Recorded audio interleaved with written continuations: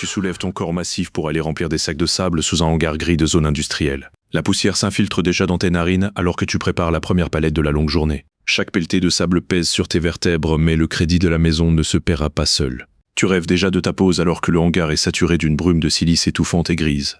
L'heure du café arrive enfin, et tu savoures ce liquide tiède dans un gobelet en plastique tout rayé. Tu penses à Magali qui doit sûrement finir les restes de pâtes devant la télévision de votre pavillon. La reprise est brutale, car 10 palettes t'attendent encore sous le bruit assourdissant des machines de pesage. Tes poumons saturent, mais tu continues car tu es un bon soldat de la classe moyenne inférieure française.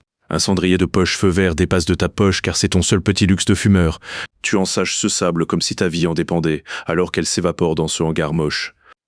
Lola t'envoie un message pour réclamer un nouveau chargeur car le sien est encore tombé en panne. La fin de journée approche et tes mains sont aussi sèches que ton compte en banque au 15. Tu montes dans ta Scénic grise qui tremble de tout son long au démarrage sur le parking. Le trajet est rythmé par le bruit des graviers sous les pneus et tes pensées de futurs retraités. Tu rentres chez toi pour retrouver l'odeur de friture et le silence pesant de ta famille formidable.